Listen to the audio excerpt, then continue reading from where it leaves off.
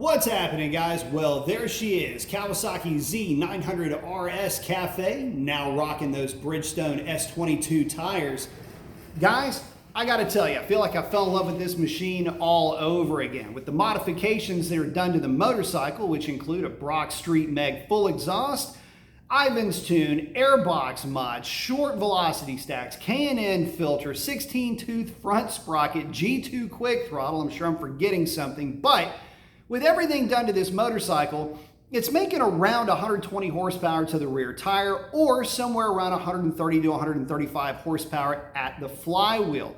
But the tires transform the riding experience. It handles so much better. I'm so much more confident with this machine. Now, even with the stock suspension, it got me to thinking a little bit. You know, this motorcycle now, with all the modifications, can legitimately be compared with some other fairly sort of exotic or at least pretty special middleweight motorcycles that are out there. From the factory, this bike doesn't make a lot of power, admittedly. As a matter of fact, it makes about as much as the GPZ 900R that you would have seen in Top Gun. I mean, at roughly around 108-ish horsepower.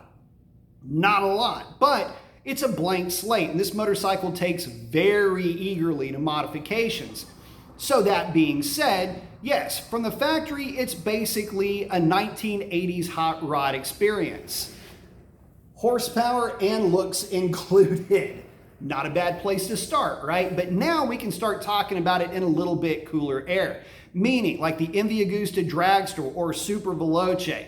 There's motorcycles out there in that 130 to 150 horsepower range that this motorcycle can now keep pace with. Now, that's not to say that you would take them to the track and that you would have a back-to-back battle session. It's not quite like that. That's not where I'm going with this. But if you're coming back into motorcycling and you've seen the Z900RS, you love the way that it looks, you've seen that MV Agusta Dragster, the Super Veloce, or other motorcycles out there that are either have been made or that are on the way that are that kind of retro cool look, but you kind of wanted something with some punch? Well, there are some out there that have that. King of that hill right now, for the most part, would be the Suzuki Katana, provided you could find one. But again, the MVs that I discussed earlier, far better looking and really pretty, although a little bit pricey. But that's the price you pay for nostalgia, right?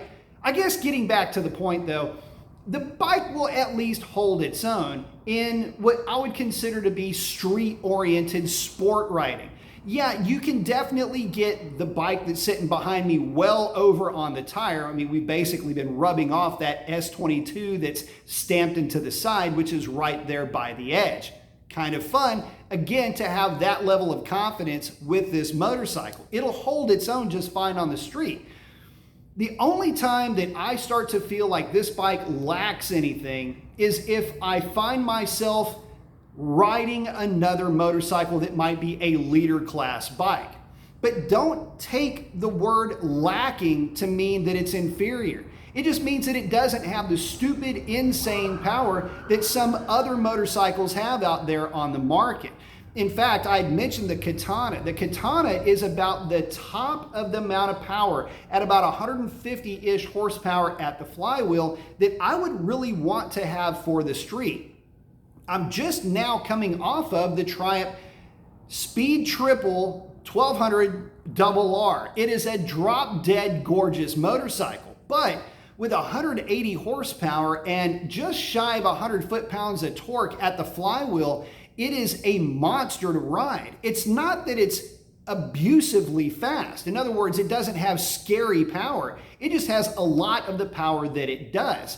Just a twist of the throttle away from going triple digits on any occasion in practically any gear that you're in.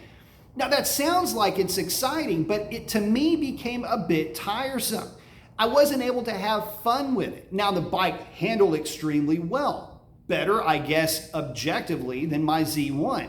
But subjectively, I felt more comfortable with the Z1. The Z1 felt more flickable, and it felt more playful than some of the more hyper motorcycles that I have ridden. So if you do find yourself looking at the Z900RS and you've decided that you might not want to pick one up because of the power level. You thought, well, maybe I'm coming from more powerful motorcycles and I would like something that has a little bit more grunt, and you start to look elsewhere.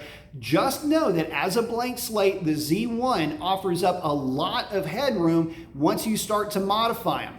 Go with the right group of parts. You can get the bike up into that 130, 135 horsepower at the flywheel range and have a motorcycle that will hold its own just fine with pretty much anything out there on the street. That is until you want to start to really stretch the legs of those things. But who's doing that on the street, right? Anyway, I think you get the idea. This thing can be a riot. It can be absolutely as much fun as any other middleweight sport bike that's out there. You just got to put a little bit of work and a little bit of time into it, personalize it, make it your own, and you'll be rewarded with a machine that will not ever fail to put smiles on your face. And with that, guys, I'm going to wrap it up. Post up your comments. Let me know what you think. We'll catch you on the next one.